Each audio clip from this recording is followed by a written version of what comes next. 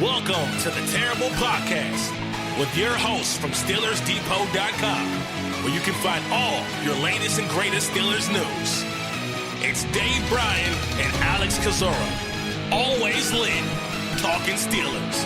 And now, here's Dave and Alex.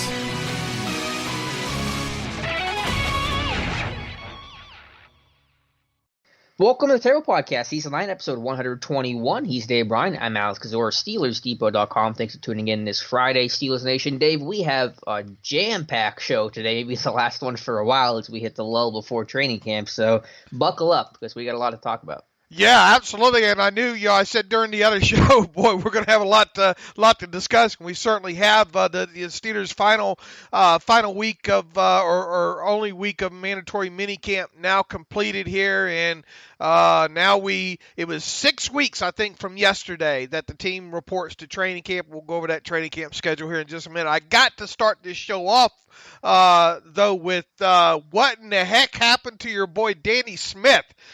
Did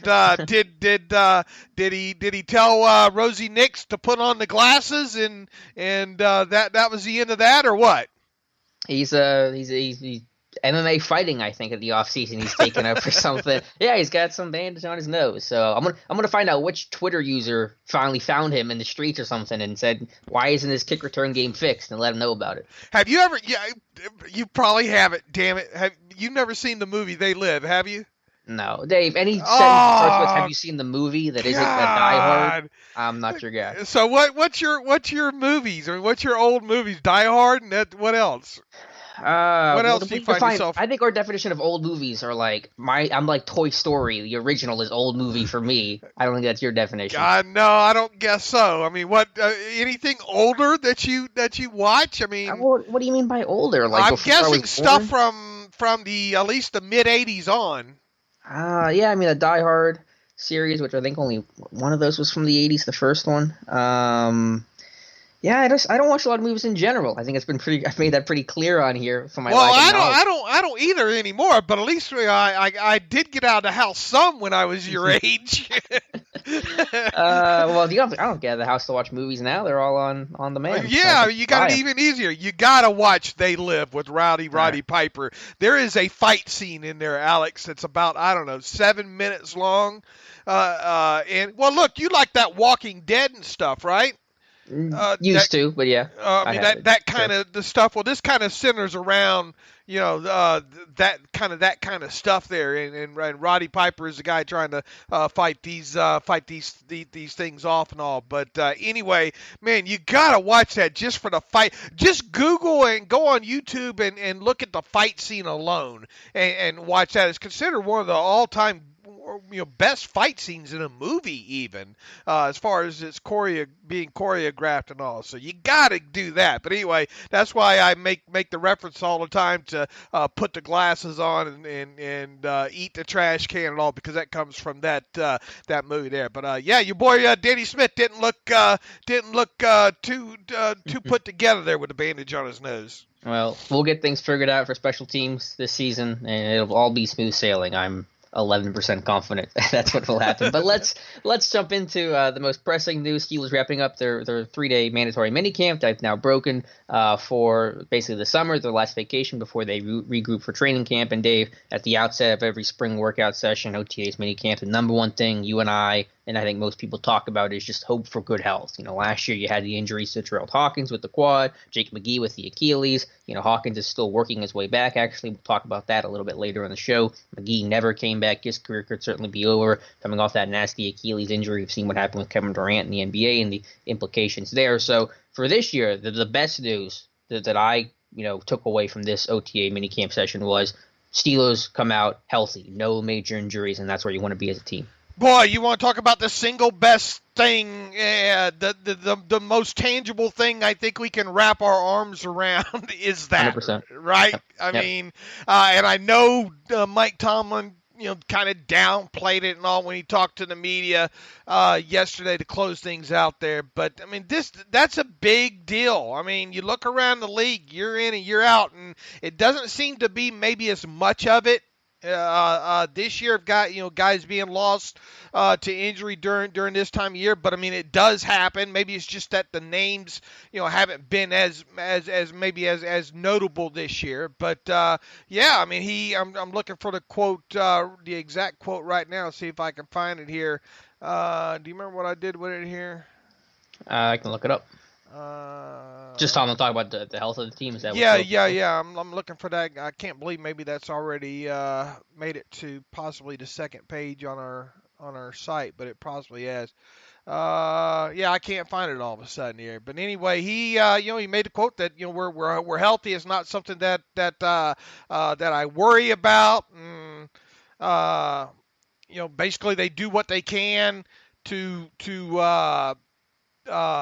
I'm still trying to look for it. Yeah, Have you found it here? No, I haven't found it. I think you hit it under some sort of title somewhere, but it's not popping up for me. But I mean, he's just saying the team is healthy. Oh, I found the article now. This the other day. He says, quote, "I'm extremely happy that we're able to keep everybody healthy. Not that I worry a lot about it. Injury is an element of play. We work our tail off to make sure we create as safe an environment as we can, and that we don't spend too much time dwelling on it." So, that's partially been created by CBA rules to help, make sure players stay healthy, limit some of the practices and drills and level of contact in these practices, but also obviously team-oriented too, to make sure guys stay off the ground and, we're having drills that aren't going to naturally lend themselves to someone getting hurt. Well, I don't know why I can't even find it on my own site all of a sudden.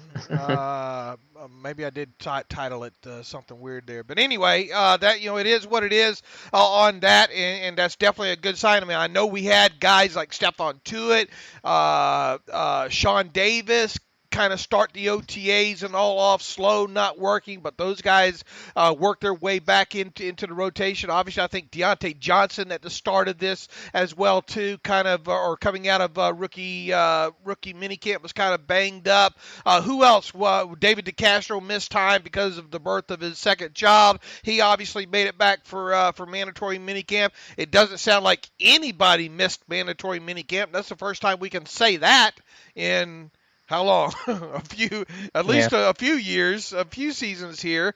So that's good. And look, one of the things about when you have everybody healthy and everybody there at mandatory minicamp, and it's probably or really the whole off season as a whole, especially when they're younger or a new guy. And you kind of touched on this, show or two ago, talking about Vance McDonald, getting all these guys working together on the field and on the same page and timing down really, really means a lot. I mean, it's one thing to be out there taking mental reps and all, but it's another thing to be on the field actually doing it. And I think that's kind of huge for obviously the younger players, and then guys like Dante Moncrief, who's talked all offseason about how he needs to get his timing down with Ben and gain Ben's trust. So I think from that aspect too, it's another byproduct of the team being healthy, and probably the most or the unhealthiest player maybe on the roster right now might be Jerald Hawkins, right? Who tore his quad last year, and I think he told one of the beat writers that he's around 80% right now, and hopes to be maybe 90 or closing in on 100 by the time training camp starts. So if I was to build a list right now of players that would open up training camp on the reserve PUP list, I would probably put Hawkins on there as having a good chance. And, geez, I don't know who else I'd put on that list. Probably nobody. Well, obviously Shazier is going to be on there, but sure, that's a given there. But anybody else that comes to mind that you think that quite possibly could start training camp off on PUP?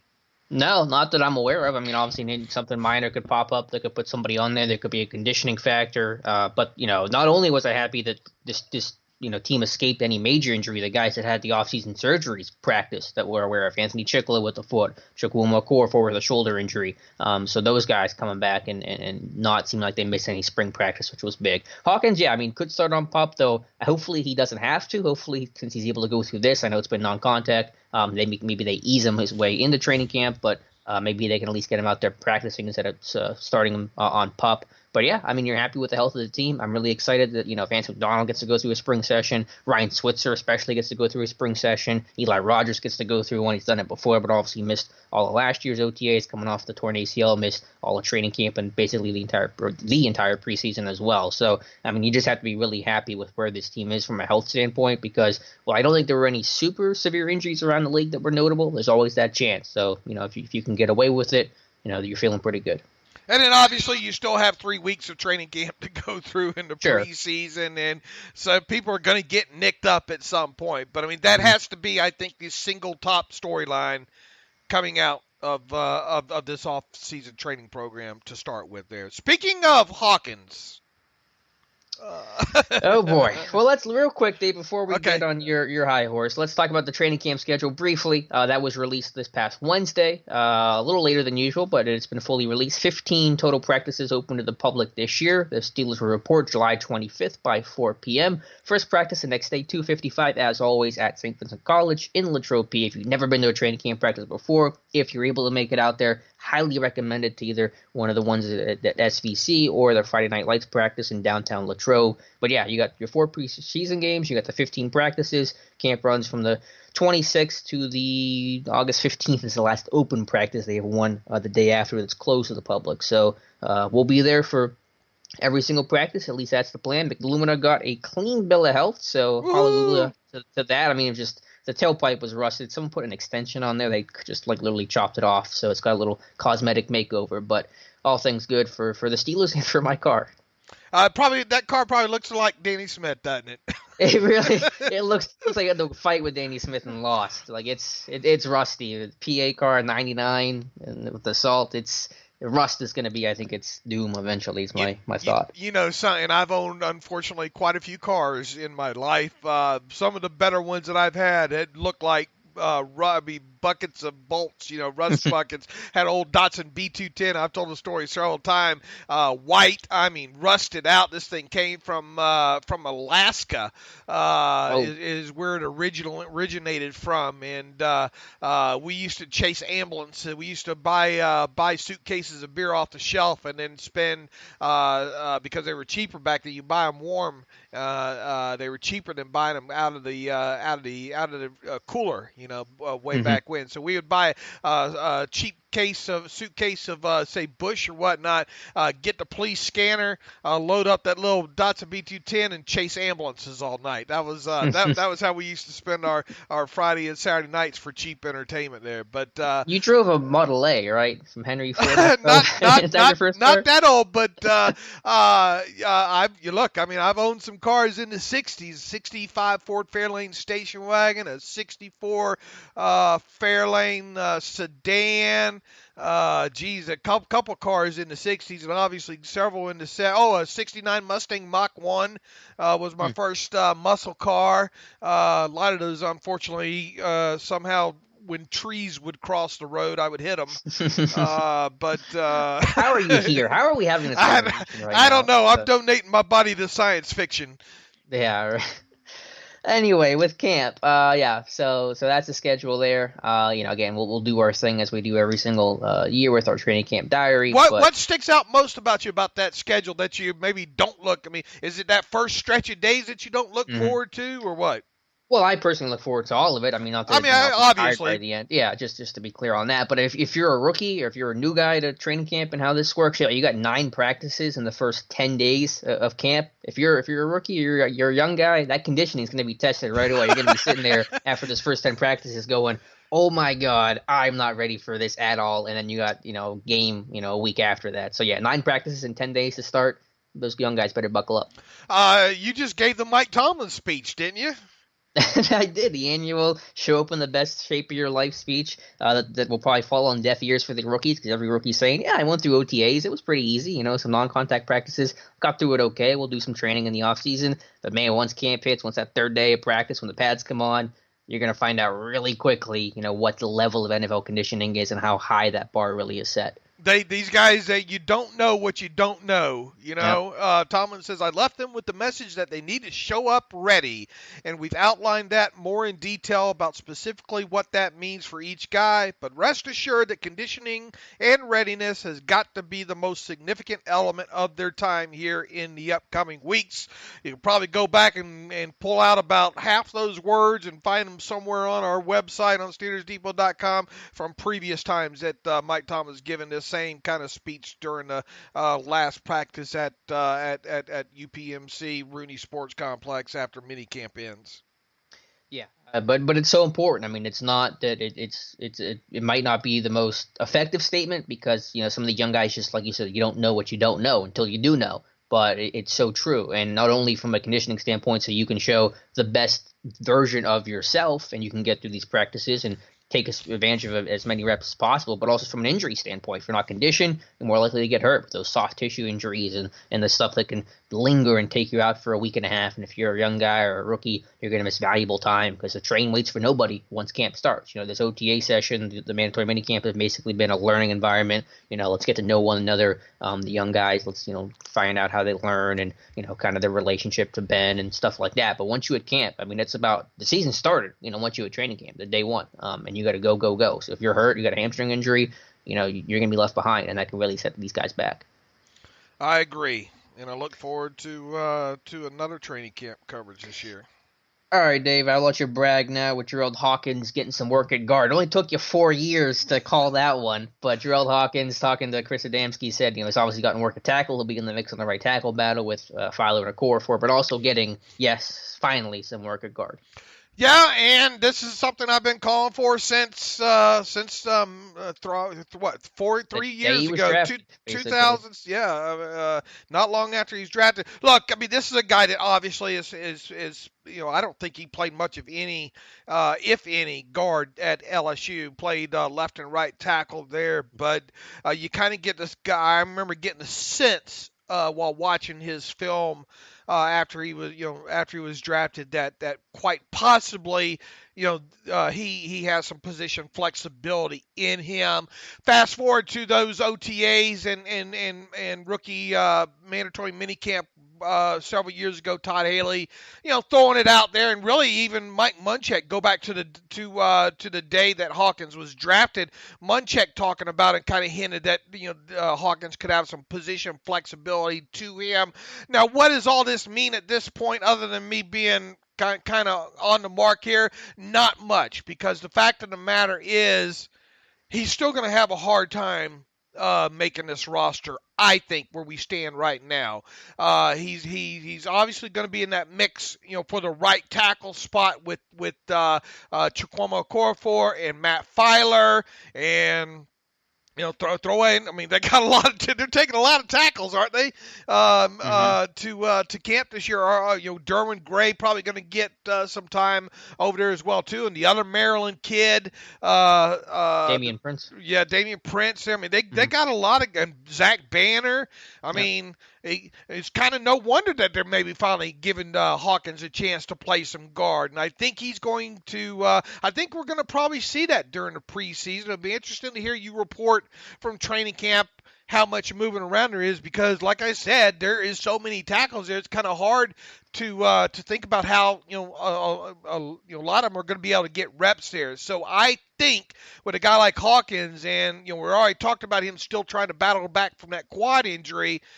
Man, if he gets to Latrobe and he has to start off on PUP for, I don't know, a week or 2 weeks, that's going to put him even further behind, in the battle. And right now, he can't afford to, in my opinion, miss any time. And if he does get, a clean bill of health right out of the chute, I think he's not only going to have to. I just don't see him winning the starting right tackle spot for starters. I don't know. Maybe you agree. For second, I think he assuming he's battling for that backup swing tackle position, which I think is maybe possible. Maybe I think he's going to have to show some position flexibility. Absolutely. That was going to be my two thoughts is that for why Hawkins is playing some guard. As you said, there's so many guys to tackle that you almost, if you want to get Hawkins some actual reps, you got to start moving these guys around. You can't have 6 guys trying to work at 2 tackle spots and expect they're going to get enough reps to make an evaluation and make it a real competition. So I think letting him play guard is going to help him just get on the field, get reps that he needs. I mean, the dude's missed so much time, he needs reps out there to be evaluated. And then also, I don't know if he was ever on scholarship, but if he ever was after he got drafted, he's certainly not now. So you consider him an end of the bubble guy, probably outside looking in, inside looking out, either or. That's fine to look at it that way. But either way, those guys that are on the bubble have to show that flexibility, and the more hats you can wear, the better off you'll be. That's why Duran Gray, who's only played left tackle at Maryland, has already worked at 4 different spots. That's why you have guys come in, and you have to be versatile and wear as many hats as possible. So I agree, Hawkins is probably third. I mean, definitely third if you had to rank him. Who's most likely to win the right tackle battle with Filer, Okorafor, and Hawkins? So you're just trying to find ways to get him on the field, show extra versatility. But it is interesting because I think when he's been healthy, Hawkins has played well. And let's say hypothetically that Okorafor wins that right tackle job, you kind of want your backup tackle to also be able to play left tackle. And the thing with Filer is, let's say he's the backup, he's not really a left tackle, hasn't played it before. He did it in college, but that's not going to be his skill set for the NFL. So in that sense, Hawkins would have the advantage, and I wrote about this actually a couple weeks ago, that he could play both tackle spots. So that's kind of interesting there. But for Hawkins, it's just trying to maximize his reps and trying to get him on the field and again, maximize that versatility to help his roster chances. Yeah, and that's the other thing with the Okorafor, too. I mean, you got to get somebody some work at left tackle that you can turn to. God forbid something should happen to Bill on the waiver, right? I mean, and Marcus Gilbert, believe it or not, all Marcus Gilbert's time in Pittsburgh, you could probably count on take your shoes off and count the snaps, total snaps in real game or even in preseason that he played at left tackle. I wonder who played more. Chris Hubbard played like 7 snaps there once. I wonder if Hubbard played more snaps at left tackle than Gilbert. Wow. I'd have to go back and look. It would probably be close, I'll tell you that. Yeah. And Hawkins, I think, has played like maybe 1 snap at left tackle in a real game. I think, didn't Villanueva have to leave, get poked in the eye or something like that a couple seasons ago, and Hubbard came in. Hawkins came in. And, yeah, you're right. Hubbard, was previously kind of your guy to do that. Who is that guy now? It depends on who wins the job. Yeah. Right. I mean, because if Okorafor wins it, that's the better. If Filer wins the job at right tackle, then Okorafor is the easy swing guy. Left tackle, right tackle, that's going to be him. But if it's Filer who is your backup, and let's say Okorafor wins that right tackle job, that's a really interesting question. And I'll throw it to you briefly. Who's your left tackle if Filer's the backup? Well, that's why I say you try to see what you can get. I mean, can you get Okorafor enough snaps at both sides? Mm-hmm. But from now until the start of the regular season, because personally, I could foresee Okorafor being the one, if he was your starting right tackle, to flip, and then in comes Filer or whoever. Yeah, I get that, but I know this team does not like doing that, and I don't like doing that either. I hate trying to move 2 guys to fill 1. Put Okorafor on the other side mid game. Has he done tape study to that side? Is the game plan going to be effective? Is he going to be comfortable out there? He's going to work at left tackle in camp for sure. I mean, absolutely. But that's his now. Okorafor's natural position's left, right? He's played both. Left, he right. started. I think he started at right tackle. I can't remember. I think maybe he started at right tackle at Michigan, CMU? Compass, Michigan. Yeah, CMU that he went to. WMU. Yeah, see, I get lost. Well, we had to watch all that damn. We had to watch all that damn Mac tape. Yeah, whatever school he went to this off season. But I mean, wouldn't you hate to flip him mid game? Because I know this team does not like to do that, and I don't like to do that because again, you're creating another hole by moving a guy to fix 1 hole. Yeah, I get that, but also, he's a young guy without a lot of experience in that. Right. If he was a veteran guy, maybe I'd be more okay with it. But for a young guy, kind of when I'm focusing on right tackle and right tackle only. All right. Well, who's your okay? I mean, games tomorrow. Who's your backup left tackle? Yeah, again, that's a good question because there's only going to be 7 active on game day. So Finney's going to be your backup interior guy. You're going to have 1 backup tackle. So that's why I said it's really interesting that I wrote this in my I think it was a 1 step to take or something about Hawkins that Jerald Hawkins should be either rooting for himself to win the right tackle job, but failing that he should be rooting really, really hard for Okorafor to win it because that might open the door for Hawkins to make the roster, potentially get a hat, at least make it a lot more interesting. Because if Okorafor's the backup, he's your swing guy, and that's end of discussion. That's pretty easy right there. So there is a path for Hawkins. I mean, yeah, there's a path. I mean, he's talented, but when he came out as a rookie, that training camp before he hurt his shoulder and went on IR, he looked really good because he played hurt his junior season at LSU. I think he was an underclassman that declared. The dude played really well when healthy. So it's just like, just get him on the field, get him healthy, and he's going to show his talent, I think. Now, coming back from the torn quad, that's a really severe injury. We'll see how he looks, but the talent's been there. I think that was evident from the first 5-6 practices that he went to in 2016 or whatever year it was. But yeah, he's going to be on the bubble like so many of these other guys. And like with all these positions anyway on a 90-man roster, I mean, one quick injury here could change reshape this thing, know. Yep. Absolutely. But it'll definitely be, look, I mean, you'd rather have, you got to like the depth of it overall, top to bottom on your depth chart right now when it comes to your offensive line. And we kind of hit on this the other day when we were talking about how Kerwin and Miller had the Steelers offensive line ranked in the top 5 league-wide. And I think when you look at their roster, their depth chart top to bottom, that even solidifies that even more. God forbid we don't want to see some of these guys in a game, but if we do, I mean, top to bottom, you just got to like that offensive line depth chart. And you gotta like their offensive coach too.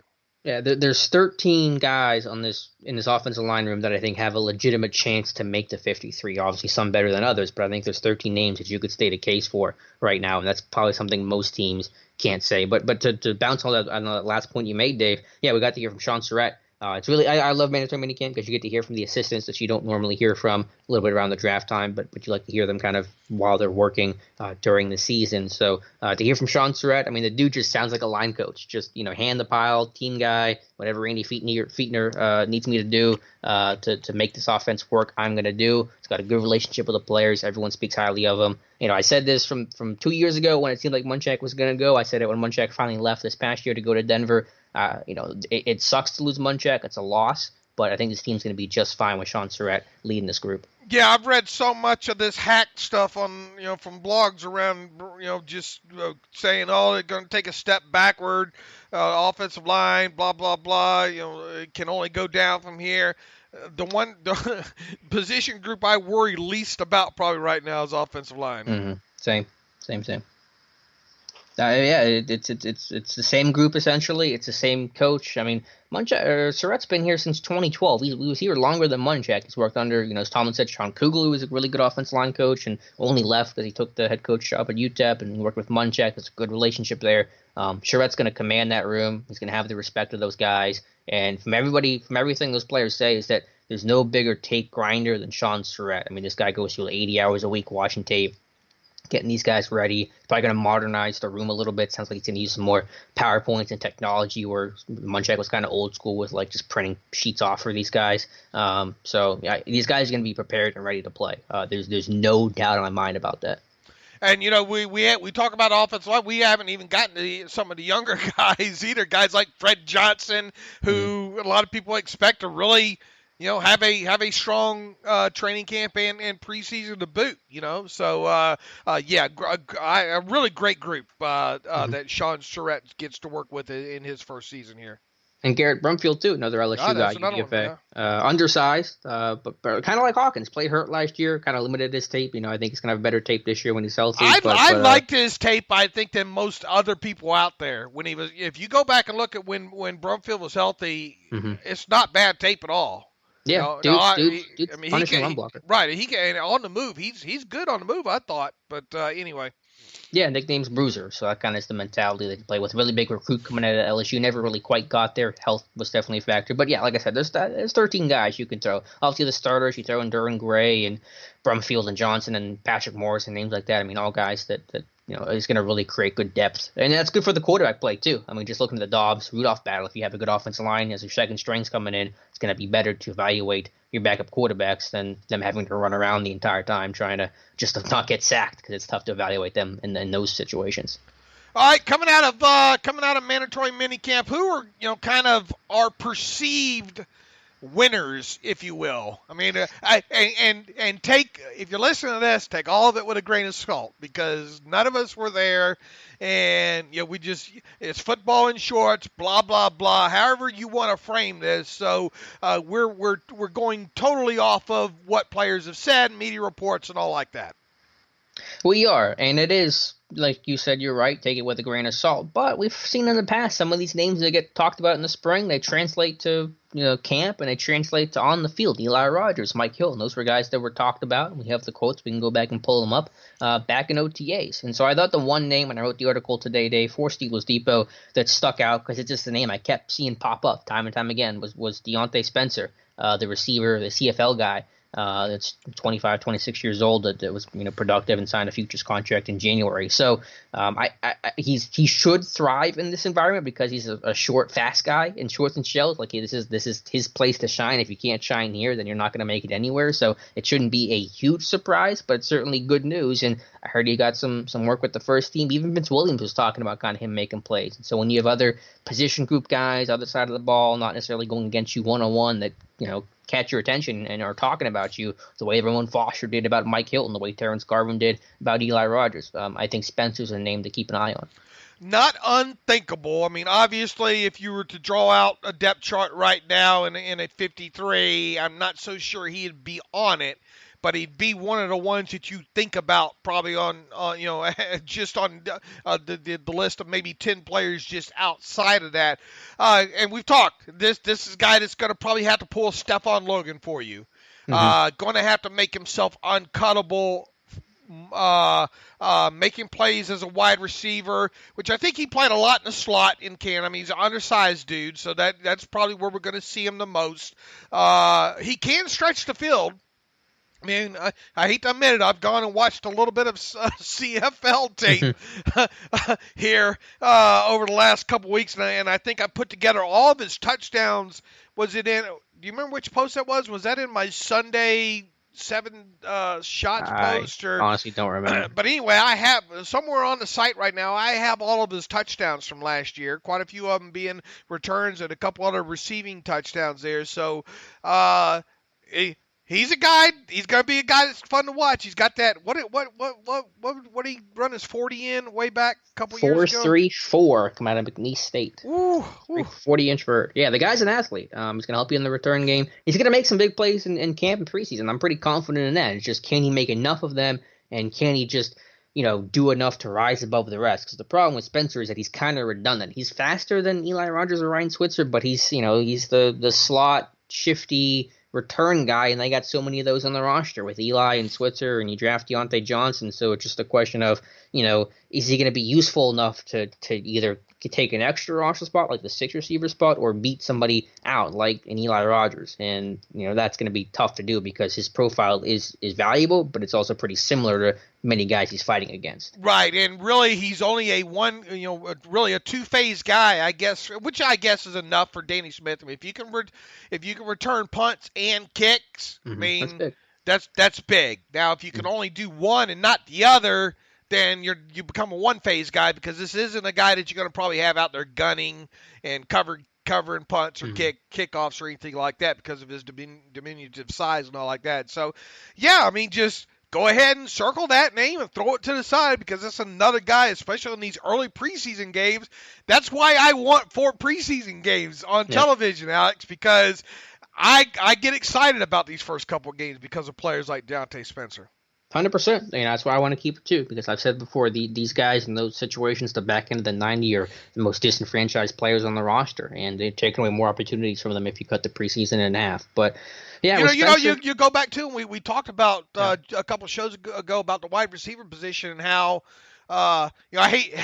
You go back probably every year of this show, we probably say, man, this is probably the best group of wide receivers that they had and all. But this group, top to bottom, does have experience as it stands right now. There really are no true, I guess, rookies other than Diontae Johnson, who we're going to talk about here in a minute here. But there's reason to be excited about this group of young wide receivers during the preseason.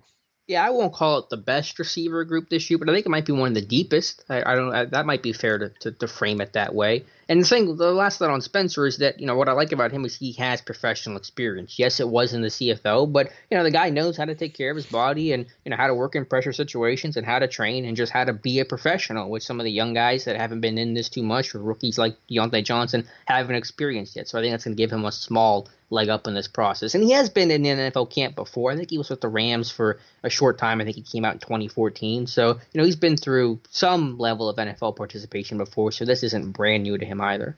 Right. Dave, let's talk about Diontae Johnson now. More rave reviews from Ben. Ben talking about how he's really adjusting to the ball well. He'll throw it intentionally low, and Johnson will go up and get it, or go down and get it, I guess I should say. So more of the same we've heard on Diontae Johnson. Yeah, and I don't want to go maximum hyperbole here, but because we tend to forget from year to year, I think, what happens and what has been said, and we obviously try to retain as much as possible. But I mean, to hear Roethlisberger use words like impressive, excited about, caught everything. I mean, that's not typical veteran Roethlisberger stuff for this time of year. If anything, he tries to make sure his young wide receivers don't get too big of a head at this time of year. But there has been a lot of positive about Diontae Johnson, not only from Roethlisberger, from the other quarterbacks, from really everybody all across the team. About how good of Joe Hayden. I mean, I think one of the biggest quotes you can frame around Diontae Johnson this whole offseason, maybe what Joe Hayden said about him, and it didn't come off. I wasn't there to hear the actual context of it, but even written, it did not come off to me as hyperbole. This is my teammate, all like that. Hayden seemed pretty sincere. This is a guy that's going to be a good one. I think was his quote that he's seen a lot of receivers, that he runs good routes, and he comes out of his breaks good. So throw out what Ben said, even though it's important. Throw out what all these other quarterbacks and other players are saying. I think if you just boil it down to that one quote alone from Hayden, you have to be pretty happy where Diontae Johnson is right now, exiting the offseason program, getting ready for training camp. But Mike Tomlin made sure to throw, standing by with that bucket of cold water. We've seen a lot of wide receivers that look good in shorts, only to disappear in pads in Latrobe. Yeah, it's like Ben and Tomlin were playing good cop, bad cop. It's just a little 80s buddy cop movie. What do you think about that? Speaking of cops, what do you think about that commercial with the two cops and the one's the emu? Do you like those? What's that for? I don't know if I've seen that. I'm sure it's not progressive. Emu. Oh, was he? Well, yeah. With I know which one you're talking about. Yeah, it's funny. Made me laugh. Yeah, I get a kick out of those. My wife really likes those, and she's not a big commercial buff, but she likes those one with emos. Okay, back to. Do you think listeners like the kind of me running off the tracks like that occasionally? Well, they better like it, because running off the rails is what we do around here. So. I do it better than nobody. Yeah, get a bumper sticker for that. How do you think they're going to handle these receiver reps? Because you have so many guys you want to get evaluation of and get playtime to. Get Moncrief, who is a veteran guy, but obviously new to the Steelers, so you need to get him work. And Diontae Johnson, James Washington, Juju's obviously going to do his thing and be a guy. You got Switzer, Eli. I know that's a really broad question to ask, but how do you divvy up these reps and try to get a good feel for what each of these guys can do and how they can help you? Boy, I think you should add 2 more preseason games.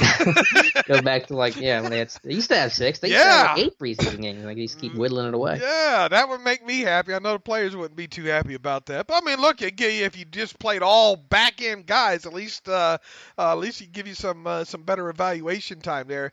That's a great question, Alex. I mean, obviously health is going to play some role in it somewhere. The good news is look, I mean, there's been rave reviews about Moncrief. I mean, I don't think you can get any more positive about Moncrief since he was signed. Good dude. I mean, we're talking Jericho Cotchery, Darius Hayward Bay, good dude, right? Yeah, the word is professional with Diontae Moncrief. Everyone says he's professional. He comes in, he works, he shows up on time. He's a little bit of the antithesis of things what happened last year. He's just that dude that's going to come in and work and do his job, not make any waves. That's what he's brought in to be a vertical threat, to be a guy that's going to work and have some NFL experience. You're not relying on, say, a Diontae Johnson out of the gate to help your season the way they sort of relied on James Washington to make it work last year, and that didn't happen and got this offense into trouble. Right, and obviously you have Juju, you have James Washington. There have been some positive things said about. There's one picture on the Steelers website from photos from this week. I don't know if it was the Thursday or Wednesday or what, but shows him in the back of the end zone going up for the ball. That dude's got some ups, man. Mm-hmm. Yeah, he showed that. I mean, he showed that on tape. He showed that last year, so it's not new, but it's good to see. And I still think roll back to 5 weeks ago when we were talking about which who's the one main huge X factor on offense when it comes to Steelers. I think it's him, because if you can get somebody, whoever it is, that can provide you the ability to make defenses pay for single coverage of a Z receiver, it's him. Mm-hmm. If you can blister some people right out of the chute with some deep balls with him, it's going to really change the complex. And he's going to, make no mistake about it, somebody on the outside, not named Juju Smith-Schuster, and probably not Diontae Moncrief, and probably not Diontae Johnson, is going to have opportunities in that opener against the New England Patriots to stretch the field deep. Go ahead and carve this out of this podcast and save it when that game comes so you can replay it back. Yeah, because we were talking about this before. Belichick's main goal is going to take away Juju. Everything he does, every coverage he calls, especially on third down, is going to revolve around taking away Juju Smith-Schuster, not letting him beat you. Because the guys he's talked about in the past, AB, Bell, neither of them are here right now. So all the focus is going to go on, make somebody else. You might get beat, but you're going to make the offense win in a way it's not totally comfortable with it, doing something secondary to what its primary goal, which is to get Juju the football. So, James Washington, ready or not, your number's going to be called pretty quick. Yeah, and then really, a quick answer back to your question there is, I don't know how. I think these things have a way of playing themselves out. But, you have to get Moncrief some level of snaps, I think, during the preseason. And we already talked about, does that mean more playing time with Ben?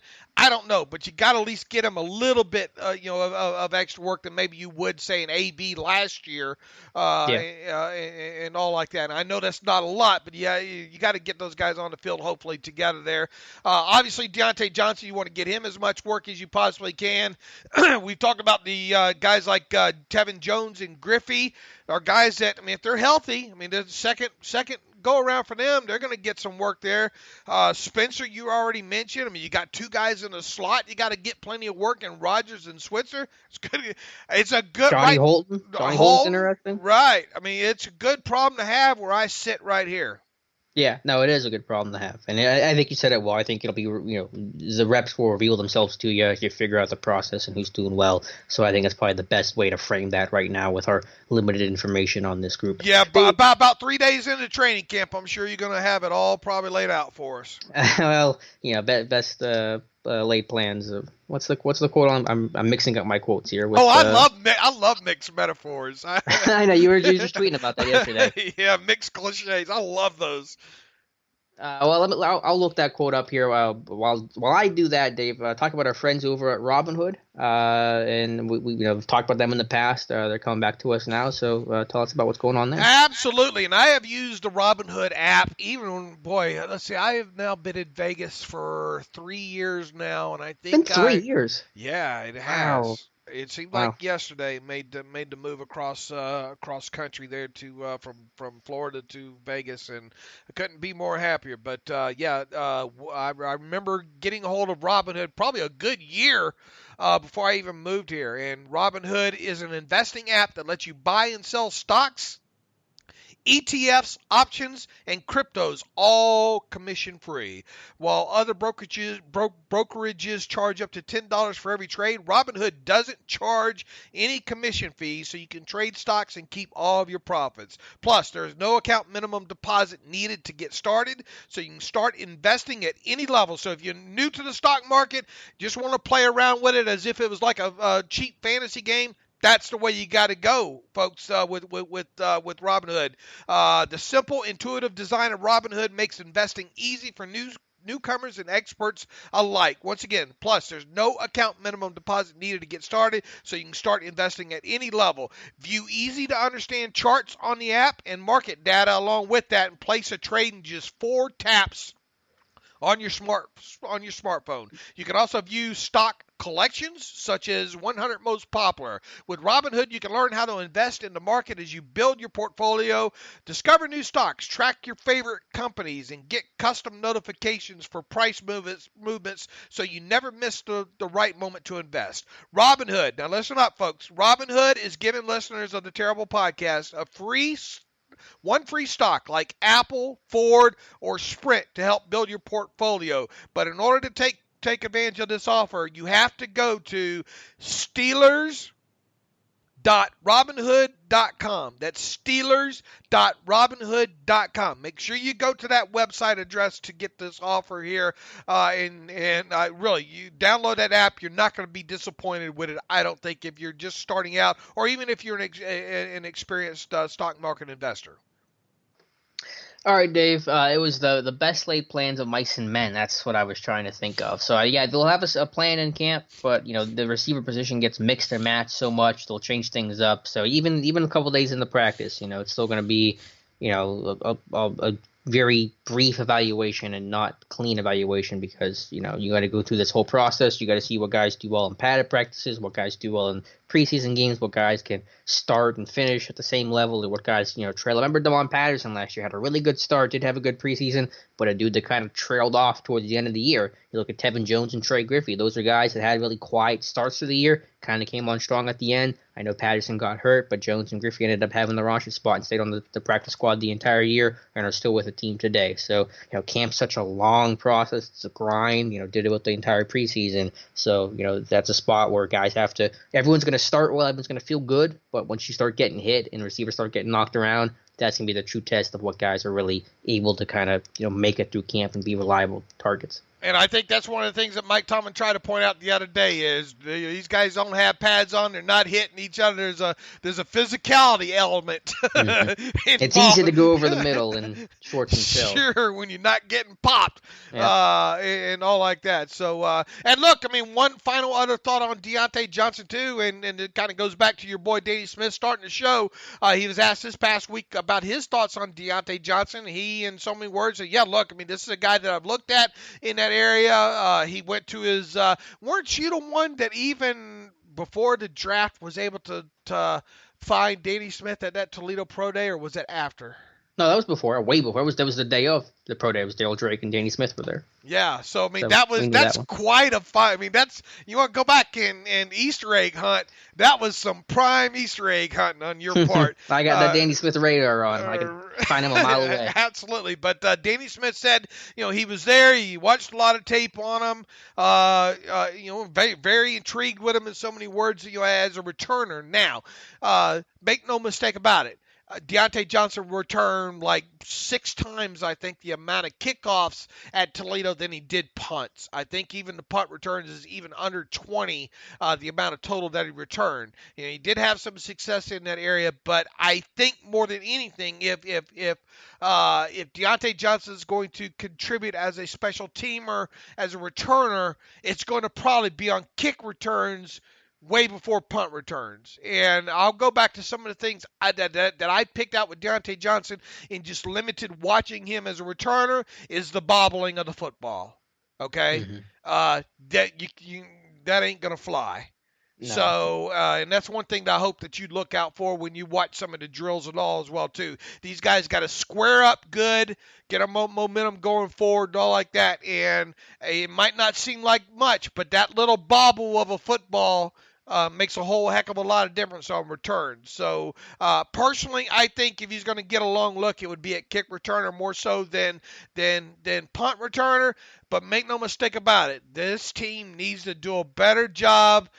Danny Smith needs to do a better job all the way around with special teams, because what they put together, and I know their punt return ranked them like 17th overall in the league, but kickoff returns was 31st out of 32. That ain't going to fly. I'm tired of it. I'm mad as hell, and I'm not going to take it anymore. We need. Did you punch Danny Smith in the nose, Dave? Maybe. I feel like you did. Maybe, but look, we've talked about this constantly for years. You got to have some possessions start on the other side of the 50 due to either your defense or your special teams, and we just haven't been getting that out of the special teams, but just a couple of times. I think I can circle back to the forced fumble by Roosevelt Nix against the Panthers last year in a game that was already won at that point. You gotta do a better job on special teams and with returners in the opportunities that you get to return the football. Yeah, no, I agree wholeheartedly, especially the kick return game, because it's been 31st or 32nd each the last 2 years. I mean, you trade for Switzer last year and you didn't get any better. Actually, I think the kick return game got worse. I know Juju had that 97-yarder 2 years ago that helped the numbers at the very end of the season, but still. A lot of people lose their job in that situation. Yeah, I understand. And Switzer's a guy, and he said this openly, that, every year of his life being a return man, he's always returned at least one for a touchdown until last year. And he did well in Dallas the year before. The numbers were good. He comes to Pittsburgh. I think his kick return average goes from 25 to 20. So there was issues there. And it's funny you mentioned the kick return game, because actually this past week I've gone through every single one of the Steelers kick returns and kind of broke it down and taken some notes on it. So I'll have an article this upcoming week that kind of breaks down the good, bad, and ugly of the return game and some of the context that I think is probably worth noting for that unit as well. But certainly the struggles, and just generally speaking, this won't be a surprise, but the issues were everywhere. They were Danny Smith issues, they were blocking issues, and they were Ryan Switzer issues. And that's usually what happens when you have a unit that struggled as much as the Steelers kick return game did last year. But you're right. It's got to get better. It has to get better fast. Absolutely. Dave, I want to go to the running back situation now with James Conner continuing to kind of hint at a committee, and that's been talked about before by Colbert a little bit, and that's kind of been the thought. You have Jalen Samuels in year two after, I think, generally a successful rookie season. You draft Benny Snell in the 4th round. He's going to see some level of play time, and Conner was talking to the Trib and said, quote, I think it'll be spread out pretty evenly, talking about, potential committee situations. So it's hard to gauge exactly how much that means, and as we talked about, best laid plans, can always change, but I don't expect Conner to have 200 carries this year. I'll say that much. Yeah, and I think when you piece together all that's been said so far this offseason, going back to even last week with Foster saying he's looking forward to seeing some different running styles behind that offensive line this year. I mean, when you start piecing all this together, things that Faulkner has said, things that I think Randy Fichtner has said, Conner, it feels like how many total touches did Conner have last year? 270. I think was the number there. It's hard to really envision right now, and I know Conner wants to make sure that, look, I don't read anything of what's happened. I'm durable, this, that, and the other. But I mean, all signs are pointing to Conner having not touching the ball 270 times in total this year, and he did that in only 12 and a half games last year too. So even if he stays healthy for a 16-game season, it's still sounding like he's not going to touch the ball 270 times. Now, what level of or what percentage of a running back by committee are we going to have here? I don't know. I don't really even think the Steelers really know at this point. I think all they know is they got to find a way to preserve James Conner a little bit more than they did last season there. So, does that mean Conner only gets 250 touches over a season versus 270? Is that number? I still feel comfortable in saying he's going to hit the 200 mark. And I don't think I'd be out. That's not really going out on a limb or a branch there. But how much difference between 200 and 270? Because quite honestly, that's quite a few touches in there. And when in case you haven't read or heard me talk about the numbers before from last year. Here is the breakdown. Conner was responsible for roughly 75% of all run attempts up until he got injured in Week 13 last season. So 75% of the runs, it was him. and he also played roughly 80% of all offensive snaps during that time as well too. So those numbers are going to get lowered probably a little bit. We just don't know how much. And when you have a guy like Benny, look, Jalen Samuels gives you a little bit different patient running style, a guy that can catch the ball out of the backfield. Connor can too. All right, I think one thing that we learned last year is you can use Connor out of the backfield as a pass catcher. Probably not as good at it maybe as Samuel is, but he's had another offseason of it. I think those guys are mix and match, really, other than the kind of their running styles are different. Connor's more of a hit the hole, run you over, don't waste no time, power back, whereas Samuels is more along the lines of a Le'Veon Bell, and he's even in fact admitted that he's got a lot more patience than most of the running backs. Benny Snell is more of a power, straight ahead back, but he has a tad bit of patience to him. You see those snaps of his when he played the Wildcat quarterback at Kentucky. He's shown some patience on tape there, but make no mistake about it, he's more of a James Conner type running back than anything else. And then one of the things we circle every year at this time when it comes to young running backs, Alex, is protection. If they can't pass protect, it's hard for them to get on the field. I don't care how good they run the football. So that's something to look forward to. I think we're going to start seeing off out of the chute, maybe some Connor with some Samuels mixed in, and maybe that through the first 3 or 4 games here if everybody stays healthy, and then slowly maybe start mixing some Benny Snell into things around week 4, week 5. That seems to be about the time Connor started to get mixed in, I think, the things back a couple years ago. But that's the way I foresee it happening. Obviously, the best laid plans, as you say, can go awry quickly with an injury there. That all this stuff will work itself out. But make no mistake, your top 3 are James Conner, Jalen Samuels, Benny Snell, and obviously Roosevelt Nix at fullback there.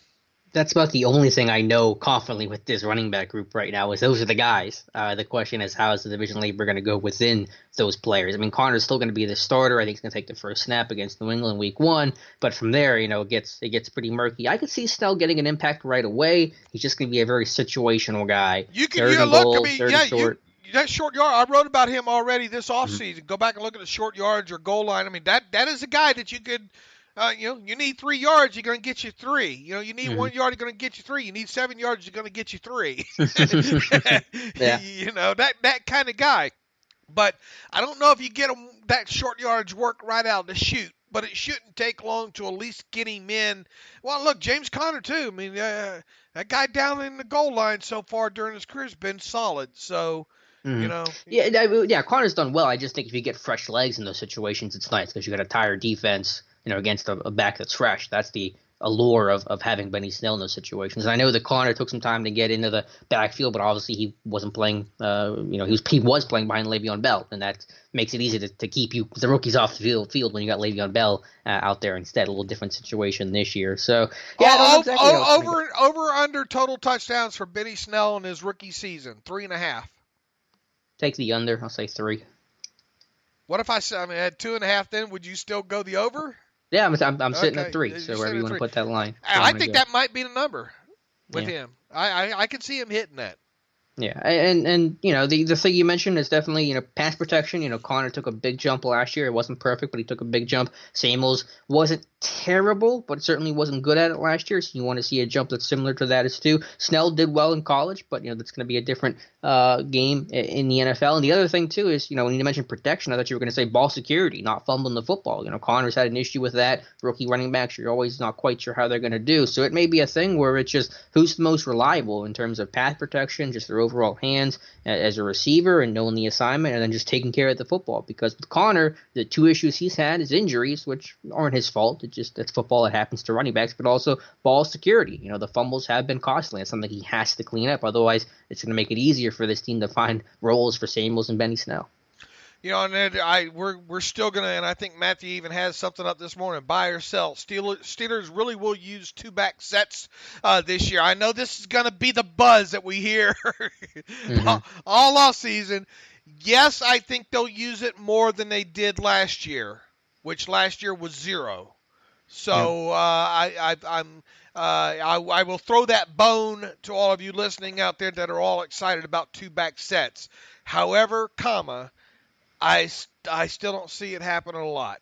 Okay, I'm sorry, I just don't.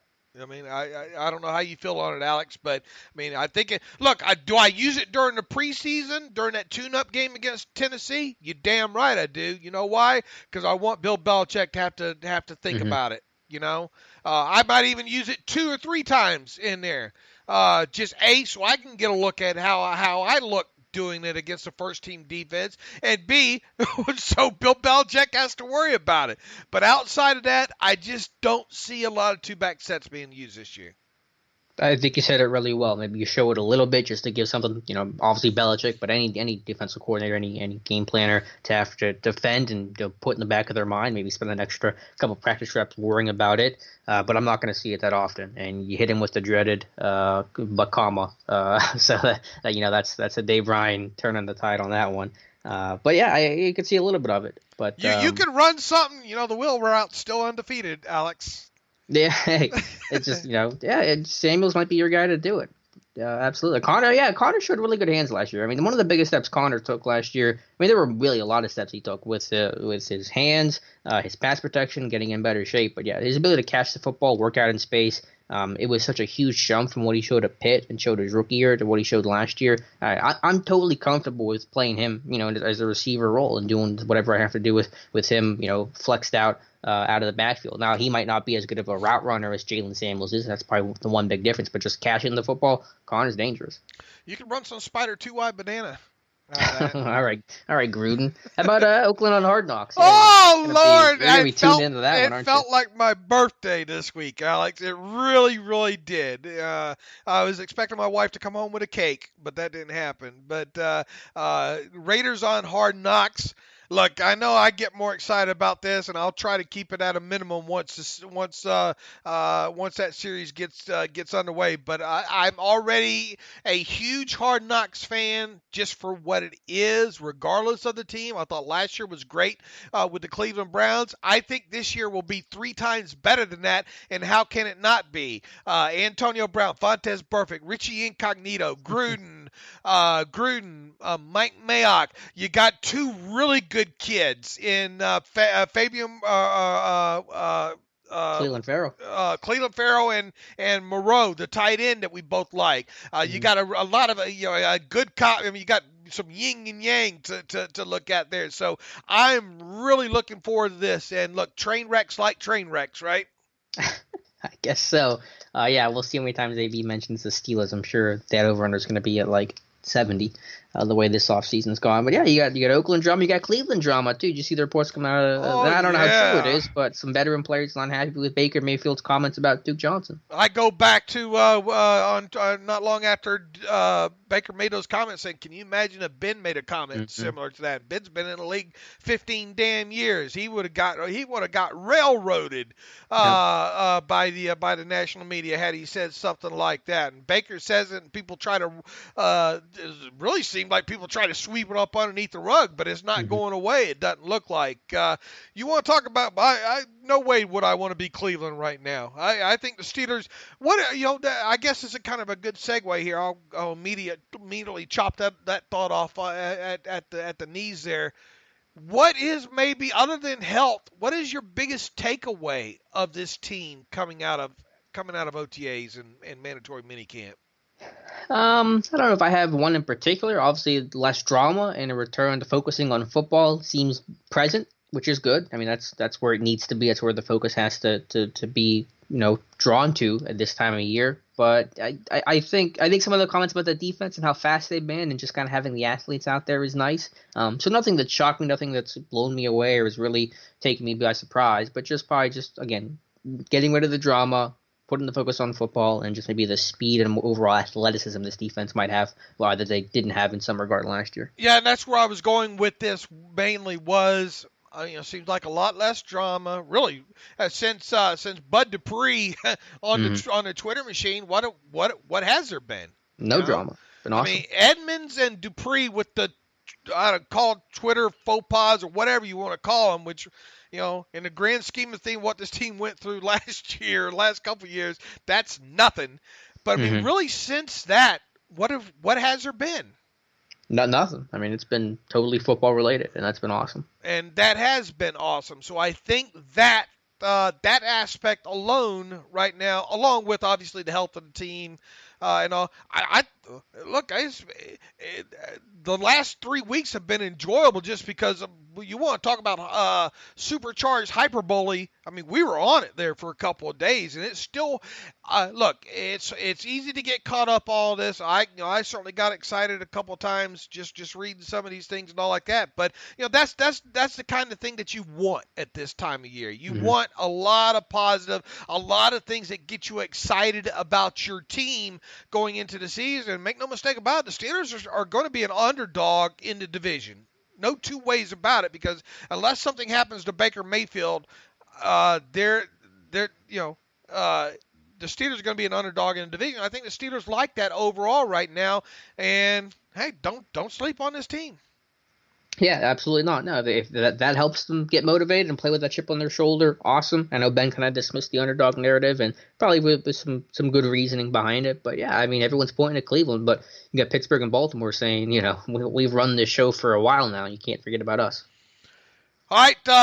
Well, we haven't even touched on a defense. But I was just going to take us there to kind of get through some of these topics, because I know we're going pretty long already. But let's start with the cornerback situation. A little bit of contract talk, and I don't think it's going to be any ultimately too big drama here. I think it'll get resolved one way or another fairly quickly. But you got Joe Hayden, Mike Hilton talked about wanting new contracts. Hayden said no contract talks with the team yet. But that's typical, I think, for this time of year. I think this dead period before training camps when, contract talks can really heat up. And Mike Hilton, while he still has not signed his tender and still wants to, get a long-term deal like Al Villanueva did several years ago, does not sound like he's going to be a holdout candidate, which is obvious because he has no leverage here, and holding out would do nothing for him. Yeah, and the way some of as the week went on, and some of these the real quotes of what Joe Hayden said about his contract came out.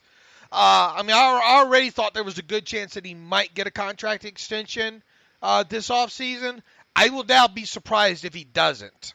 Okay? What did he say that made you think that? Just that he expects it. I don't think. Is that what he said? Yeah, I think along the lines that I think Jerry Dulac had some, or he looks forward to it and all. Just the way the quotes. I think Jerry Dulac had him in the PPG. If you go back and read some of those, it really makes it sound like he's expecting that to happen. And I don't think he would come out and say that unless they maybe have told him, look, we'll talk about this once you get to camp. Kind of thing. So just based on those quotes and those quotes alone, obviously a situation. Look, he wants to end his career as Steeler. He's not going to be done after this year. As long as he gets to camp and through camp, fine. No injuries and whatnot. And we've already talked about the pros and cons of some of the numbers related to a possible deal for him. It's really hard to see him, I think, Alex. I will be surprised right now if he does not have at least a 2-year contract extension, which would put him under contract through, through 2021 by the time the regular season starts. See, the thing that makes me uncomfortable is just, he's lost some athleticism. He's already 30, right? He just turned 30. Yeah, yeah. And I do worry about that, because once that athleticism goes, and it's not where it was when he was coming out of Florida, that's my worry. So I'd like to do an extension, but I'd love to be able to do it for just one extra year and almost take it year by year. He might not like that, but I just worry about that, because you don't want to get stuck with a guy that might be done and he's got a year left on his contract. Yeah, I mean, look, the way the money will be situated in this, it'll be something that after 2 years they can cut him.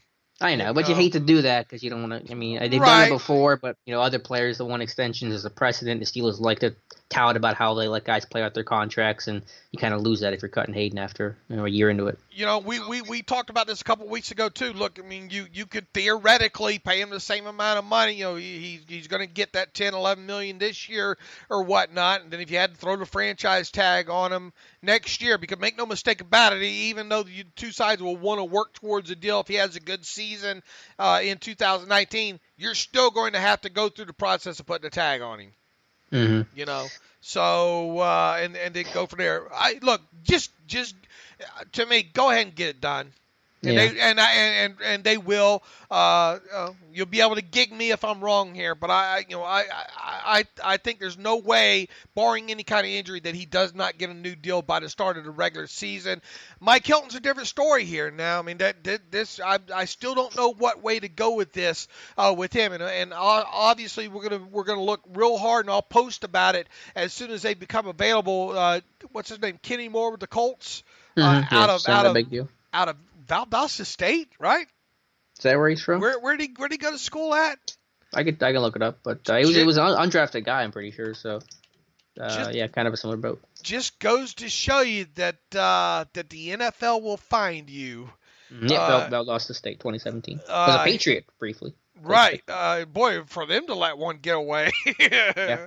But he just signed a 4-year extension, I think they said. It's going to be the highest paid slot receiver in the NFL. There's some numbers floating around. I don't want to get into those yet because they're not confirmed. We'll have those by the start of next week, and I'll write about it and all. But that might be a good barometer, good, kind of place to start with when it comes to Mike Hilton and what Mike Hilton and Drew Rosenhaus might be looking for. And like I said, I don't have a good feeling about whether or not Mike Hilton will end up getting a contract before the start of the new league or start of the regular season. Was Moore exclusive rights guy the way Hilton is though? No, but their situations are really similar.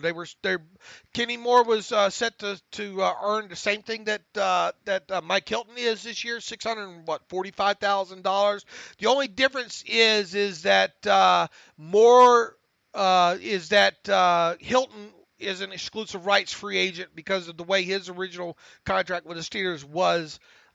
He was going to be exclusive rights free agent this year, whereas Moore, the contract that he signed, it wouldn't come to an end until after next year. So both of them still would have been restricted free agents in 2020, if that makes sense. Okay. So because I was just thinking from a leverage standpoint, if Moore had more leverage, but it doesn't sound like he had a lot more. No, in fact, his old contract ran through 2020. Okay. It just, I don't know exactly what the numbers are, like you said, but it'd be tough to pay Hilton that much. I like Mike Hilton, but I'm trying to do this deal for cheap. I'm not trying to, if it's going to cost that much, I'm just going to wait because I'll at least get him cheap these next 2 seasons and then maybe pay him after that. But if it's going to be a lot of money, if this deal gets done, it has to be done in the same way Villanueva's deal was done, where it's below market value and it's really in the interest of the team to do so. And that, Hilton might not love that, but he's also going to get more than what he's getting right now, which is very little. You're forcing me to get into the damn numbers now. I should have done that because I know. Look, we're hearing $30 million, I think, in new money. Okay, 30 to 36 in new money. Now that's. You got to take that.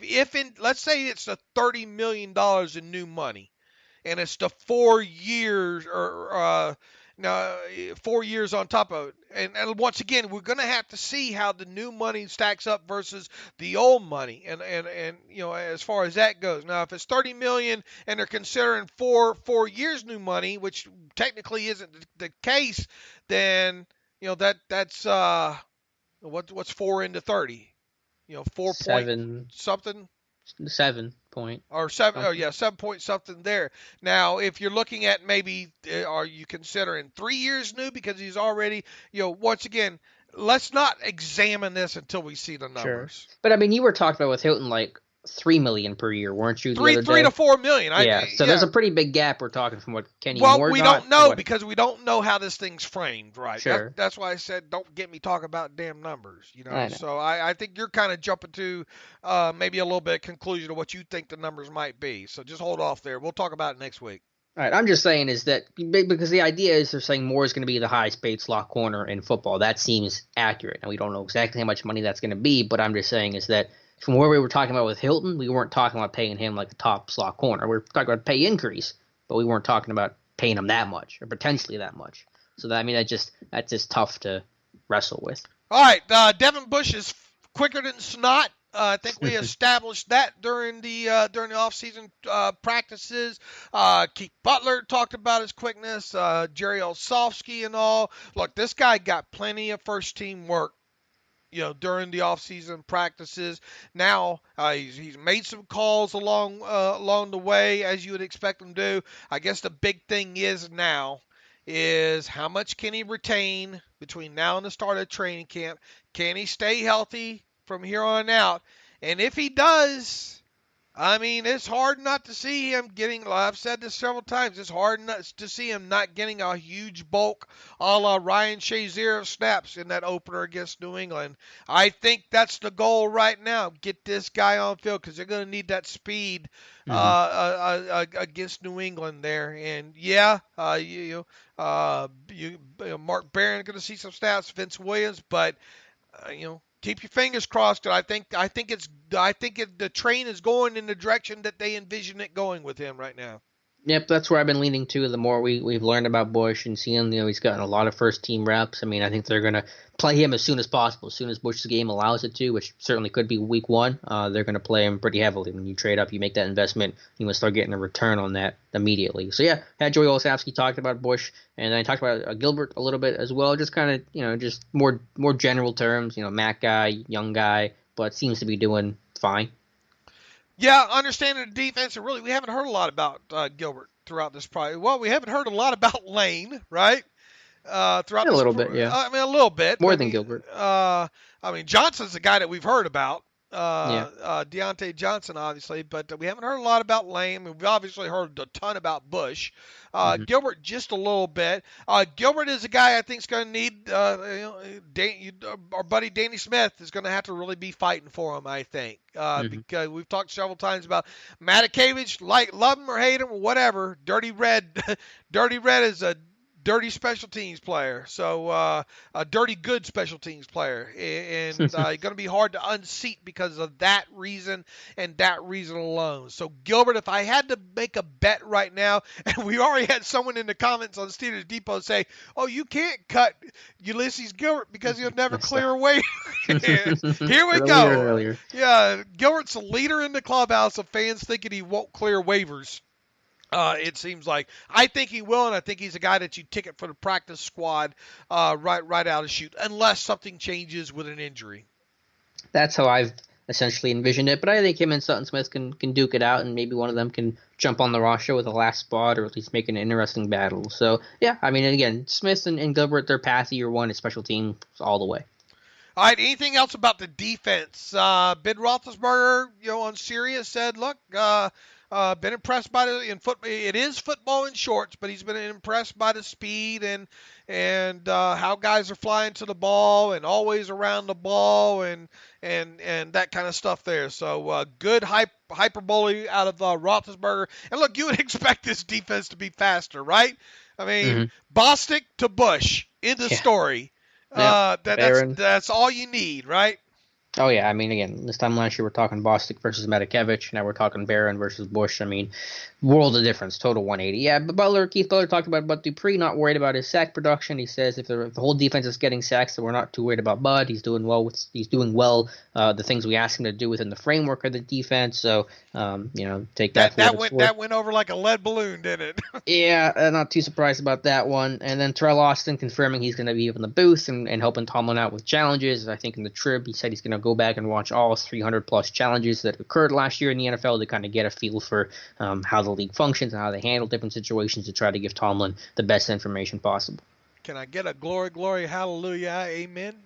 It's even the Dolphins game, the wild card game that they last won a challenge, right? 2016. Was it that one? Or yeah, I think it was. I think it was that one. He's like 0 for 10, 0 for 11, and you have to go back to 2016 to the last time Tomlin has won one, and even his record before then wasn't great. So having an extra set of eyes and ears as a right-hand man, challenge man, if you will, up there in Austin is fantastic. How much, Rudy also, look, that wasn't groundbreaking news to us, right? Because Austin had said this a while back that he was going to do challenge stuff. Right, and Art Rooney said, way back in February or January or whatnot, that that's something that they're looking at along with some clock management help along there. Why? Here's the thing. Why?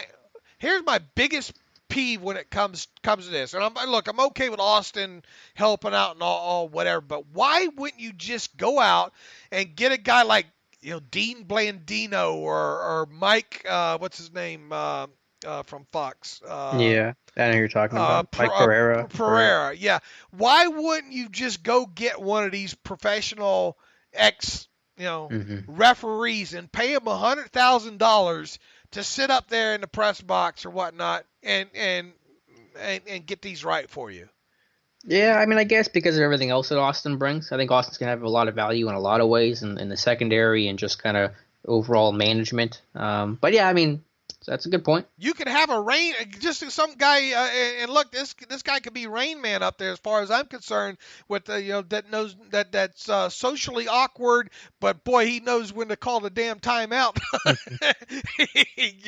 Because of analytics. But hey, not all refs work. Remember Mike Carey, the disaster Mike. Sure, Carey look, all of them aren't created equal. Clearly. But I mean it. Ed Hockley's free now, right? But he's in a gym somewhere, bench pressing. But you see where I'm going. I do. I mean, now we have a coach that has to spend 300. Go back and watch 300 challenges last year. Not that that's a bad thing, but I mean, why not just pay a guy that's what he's good at, that kind of thing. Yeah. Yeah, I mean, maybe because Tomlin won't listen to him. Maybe Tomlin will listen to a guy who's been a coordinator, been really a head coach. I don't know. But that's a good point. Anything else you want to touch on, Dave, here for the show? What else was there? I did have one minor note, just me grumbling here. I mentioned Michael Roberts so many times this offseason. That was a potential trade candidate for Pittsburgh, the tight end up in Detroit, and he goes to New England because, of course, he goes to New England, so he's off the board. Yeah, and his salary was cheap, and it's only a conditional 7th, I think, right? I think that's even like Atlanta's pick that traded to New England that they're giving to Detroit. So, yeah, really cheap there. So I'm almost out of options at tight end. I looked at Jordan Leggett, looked at Michael Roberts, Jason Kroom seems a little more iffy right now. So Grimble and Gentry, you better play well. Steelers might have more limited options than I hope for. Yeah, and I mentioned Richard Rodgers maybe on that last one, but I mean the chances of that probably slim to none as well too. So make no mistake about it. I watch the transaction wire every day to see if any tight ends get waived or whatnot. I'm still confident they add somebody, Alex. I just don't know who. Yeah, agreed. I agree. So Darius Green up to? Yeah. Just kidding. Oh Lord. Yeah. All right. Well, we ought to have a few things left over that we can talk about on the Tuesday show. We want to get to read some reader emails. You want to get? Oh yeah, we do have some reader emails. A couple here just to round out the show. Yeah, don't forget about the readers, Dave. Yeah. Nick Napak writes in, Dave and Alex, what kind of jump do you hope to see from Terrell Edmunds in year 2? Also, which second-year player having a great season would benefit the Steelers more, Edmunds or James Washington? I'm going to go with James Washington with that question there. I'll let Alex talk about how do you the kind of jump he expects from Edmunds in year 2.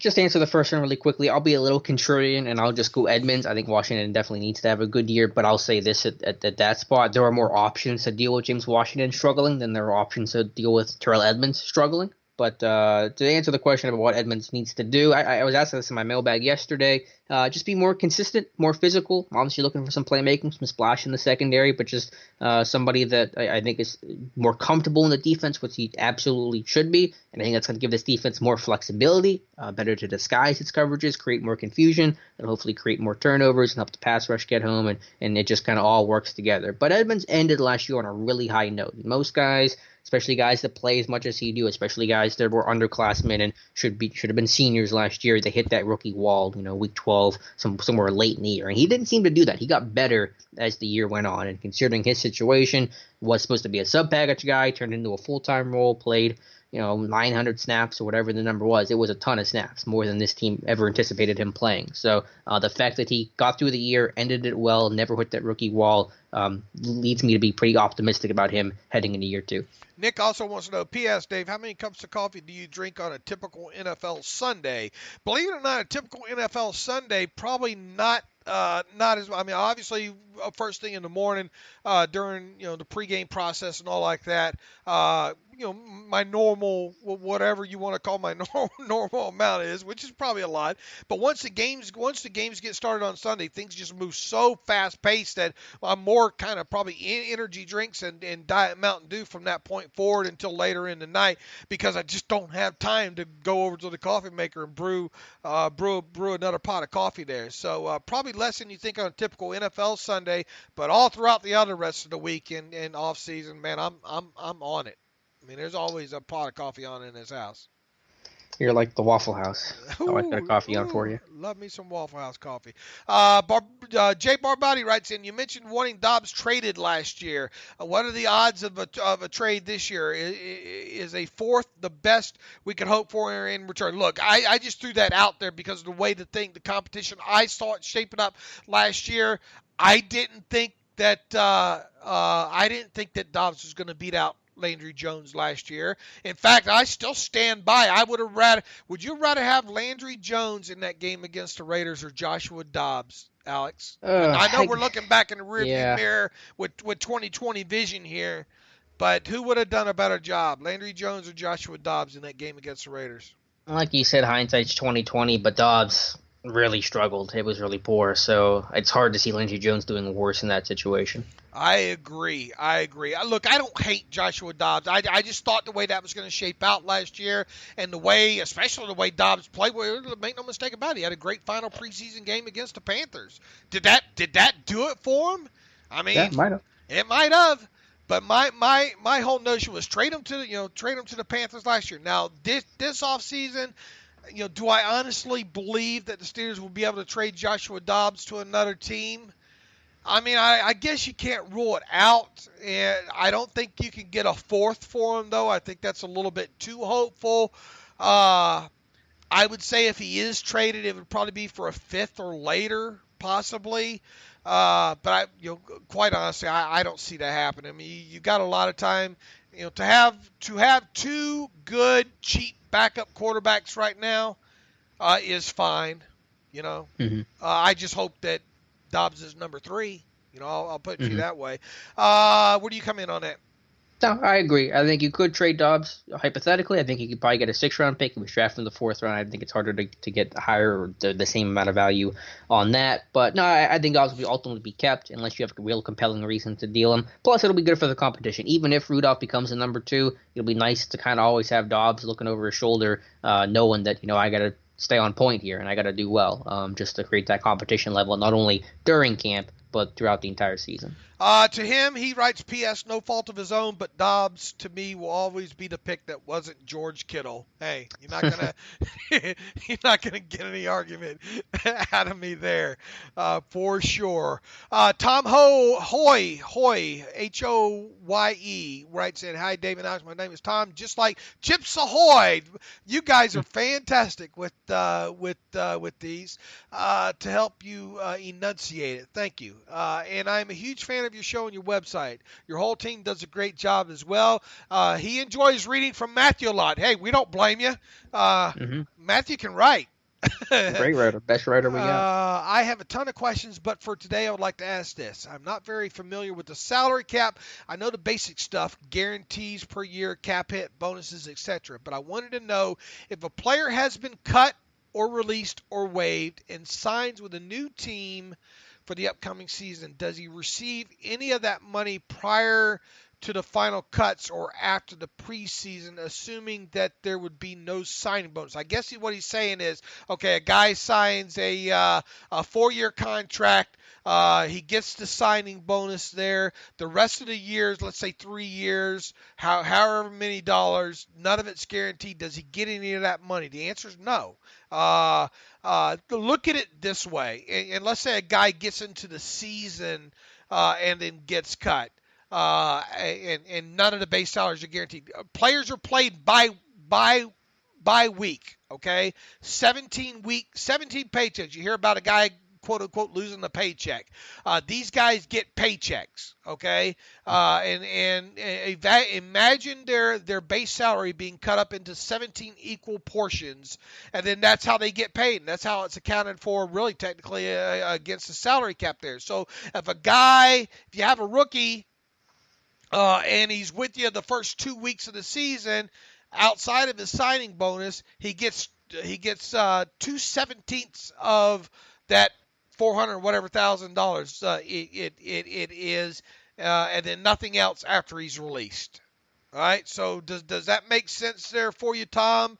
The thing you want to look at with his contracts are obviously the guarantees. That's a signing bonus, and however many, a lot of these bottom end of the guys on the roster here don't get any guarantees beyond any signing bonus they may or may not have received there. So that's the best way to figure it out. Now, during the offseason here, you probably figure out, well, does a guy make any money during the offseason? Yeah, these guys get the offseason per diem, which I think now is like $195 per day times the 30-something days of the off-season program. So that's how they earn money during the off-season. These younger players, they get per diem and all like that during the off-season. So that's how they're paid there.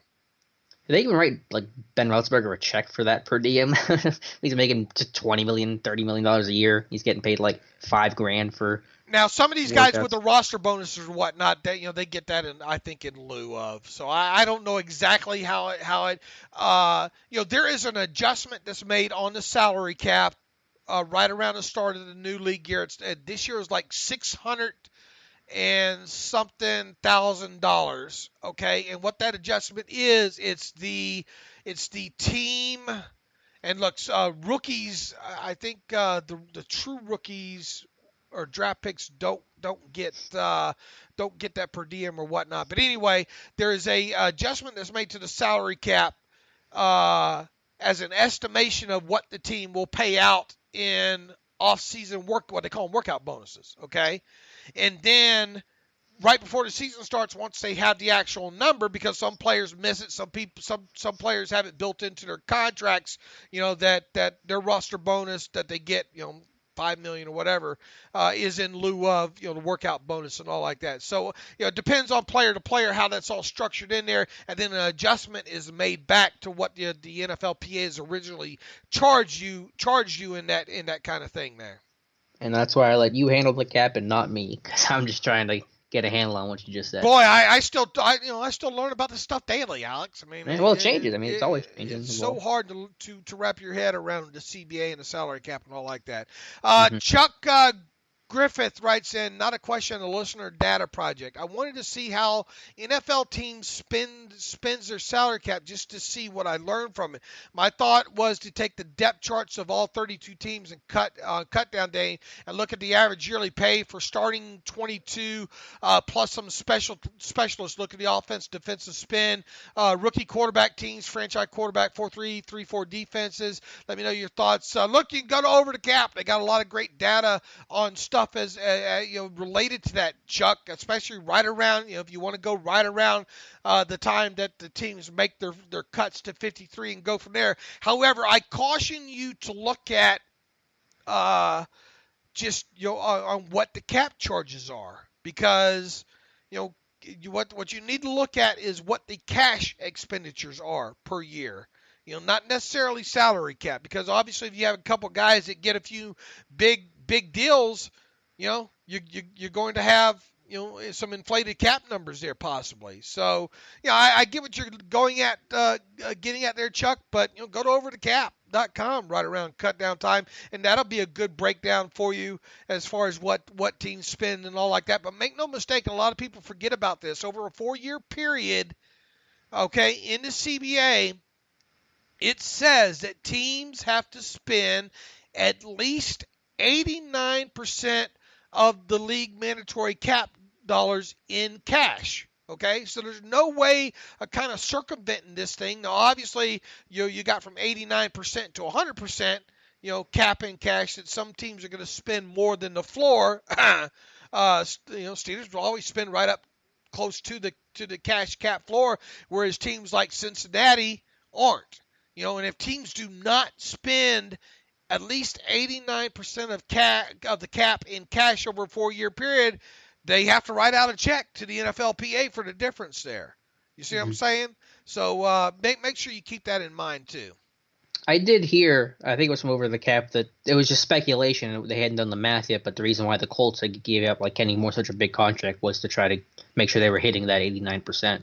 I don't know how true that is or not, but that was one of their ideas. Well, that's another thing. You give the big, and don't forget that cash in a single year for a team is considered base salary, total signing bonus amount, which, obviously if you look at Kenny Moore's first year cap hit, whenever that comes out, it's going to be different than what the cash expenditure was for the team in 2019. Does that make sense? Yeah.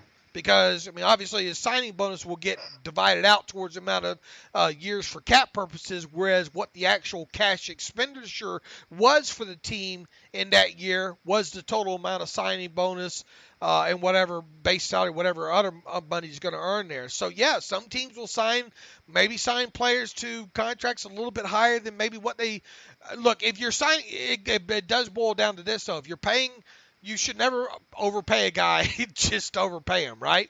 Sure. They're paying him because he's a good player, but maybe that their salary, their cap situation has something to do with it. Let's see. I think that's enough. I think we filled up a good enough time here. What do you think? Yeah, I think we're about hour 40 probably, so that's a good time to stop it, and we will be back on Tuesday. All right, anything else to add? Someone reached out to us and told us to go watch the Michigan, what do they call that? The name of the series on Amazon? Yeah, I forget where it's on Amazon Prime. And I haven't. Do you have an Amazon Prime membership? I do. I don't actually. Oh Lord, you ought to see. Amazon makes it too damn easy, man. That's why I don't have a Prime account. Man, between QVC and Amazon. Man, you're a QVC guy? Huh? You're not me. My wife your is. Wife, yeah, my wife is. Talking about rabbit holes to go down. Oh Lord, you want UPS and FedEx and all them delivery companies are probably. I'm getting the look here, Alex. What do you got? Hey, what do you got to say about that claim? Which claim? What? You're not talking to me. QVC and huh? Yep, she said I just threw her underneath the bus. But yeah, between that and Amazon, UPS is here quite. All those delivery companies are at the house here quite a bit. But with that, you can follow me on Twitter at Steelers Depot. You can follow Alex on Twitter at Alex_Kozora. Follow the show at Terrible Podcast. Email the show, theterriblepodcast@gmail.com. If you like what we want, like what we do, and you want to help pay for the stuff my wife. You're gonna get shipped out here, Dave. I know, go to SteelersDepot.com and hit the PayPal button, upper right navigational bar. Also, if you want a subscription to Steelers Depot, an ad-free version of the site, go to SteelersDepot.com and hit the ad-free button, upper right navigational bar. And until Tuesday, as always, thanks for listening to the Terrible Podcast with Dave and Alex.